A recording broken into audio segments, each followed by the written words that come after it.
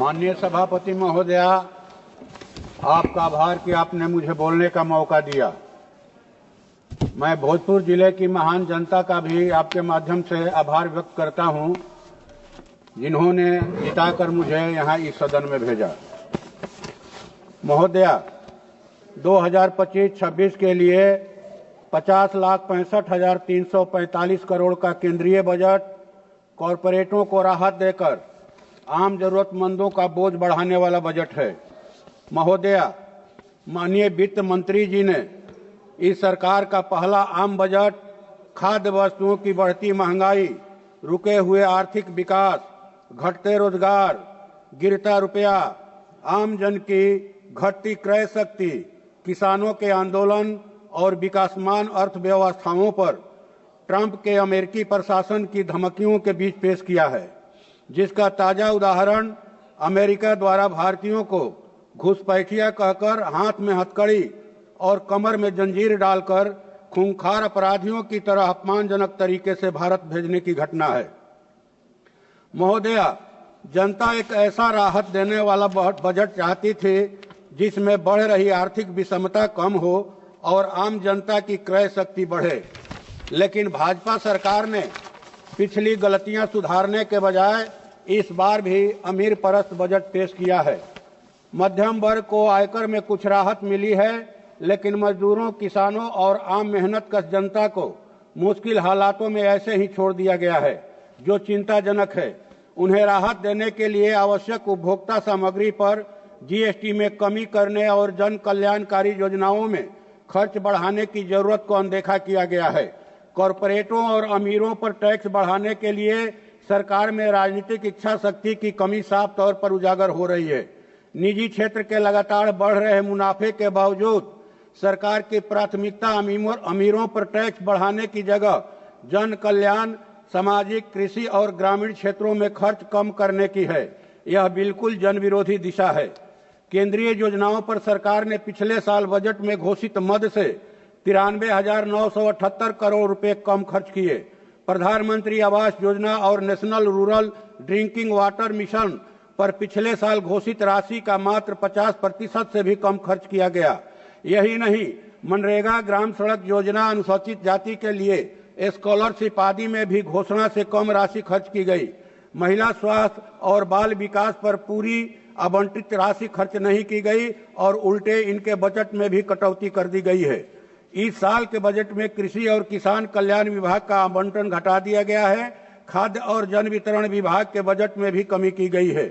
Skill development और entrepreneurship के नाम पर पिछले बजट में काफी कुछ कहा गया, लेकिन इस मद में दिए गए 1435 करोड़ में से सरकार ने मात्र 669 करोड़ ही खर्च किए।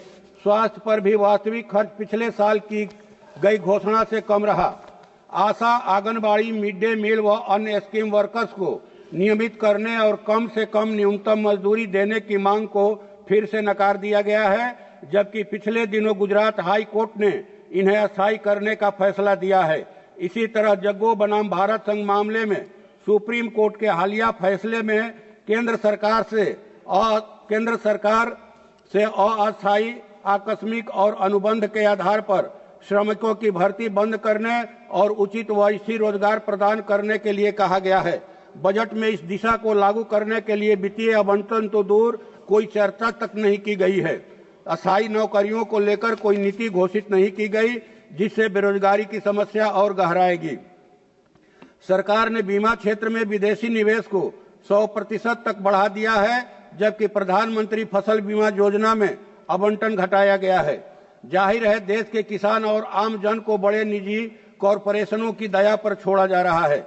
सरकार ने पिछले साल पूंजीगत निवेश बढ़ाने की घोषणा कर खुद ही अपनी तारीफों के पुल बांधे थे, लेकिन अब सच्चाई सामने आ रही है कि घोषणा से 1,84,000 करोड़ रुपए कम खर्च किए गए हैं।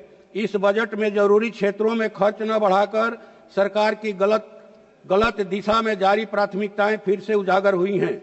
आंकड़े स्पष्ट बता रहे हैं कि कुल बजट खर्च में दिख रही बढ़ोतरी का करीब 40% तो लिए गए कर्ज का अतिरिक्त ब्याज ताने में ही खर्च हो जाएगा, जबकि जरूरतमंद आम जन पर बोझ बढ़ता जा रहा है। वहीं जीएसटी व इनकम टैक्स की हिस्सेदारी कॉरपोरेट टैक्स से ज्यादा हो रही है। 2014-15 में कॉरपोरेट टैक्स से 4,49,000 करोड़ व आम जनता से 2,66,000 करोड़ रुपए टैक्स से प्राप्त हुआ।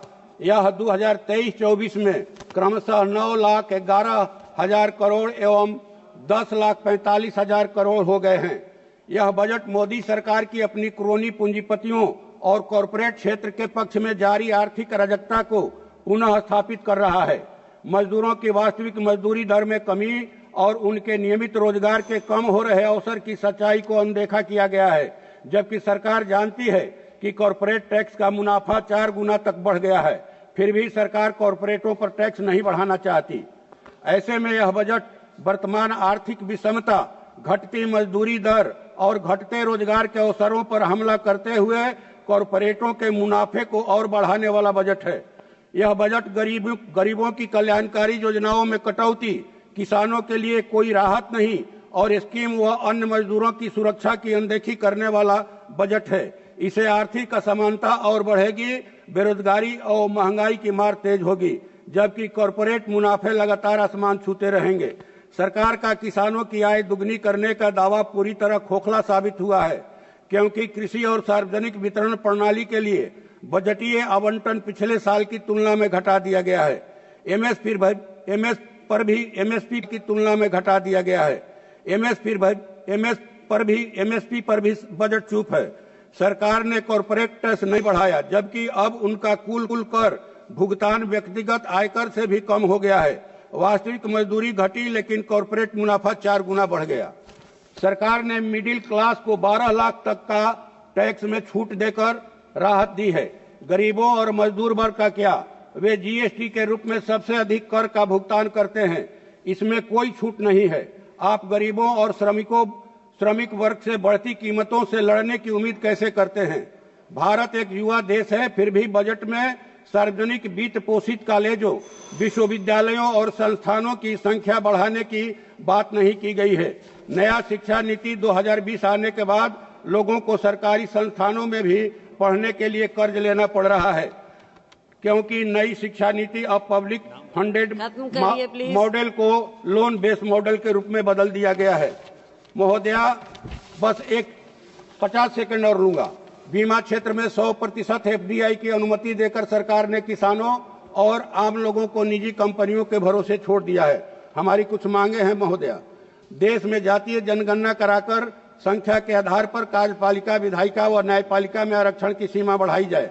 देश में भूमि सुधार लागू करने के लिए भूमि सुधार आयोग का गठन किया जाए तथा सभी भूमिहीनों को वास भूमि, कृषि भूमि और पक्का मकान दिया जाए। देश में सीलिंग एक्ट कानून को सख्ती से लागू किया जाए। देश के खुदरा व थोक व्यवसाय की दिशा सुधारने के लिए व्यवसायिक आयोग का गठन किया जाए और खासकर फुटपाथी दुकानदारों, छोटे मझोले व्यवसायियों को 5 वर्षों के लिए 2-2 लाख रुपए का ऋण मुक्त ब्याज दिया जाए, ब्याज मुक्त कर्ज दिया जाए। बिहार को विशेष राज्य का दर्जा दिया जाए। सोन नदी में प्रस्तावित इंद्रपुरी जलाशय के निर्माण तथा नहरों के पक्कीकरण का कार्य शीघ्र पूरा किया जाए। बटाईदार किसानों को पहचान पत्र दिया जाए। और अंत में महोदया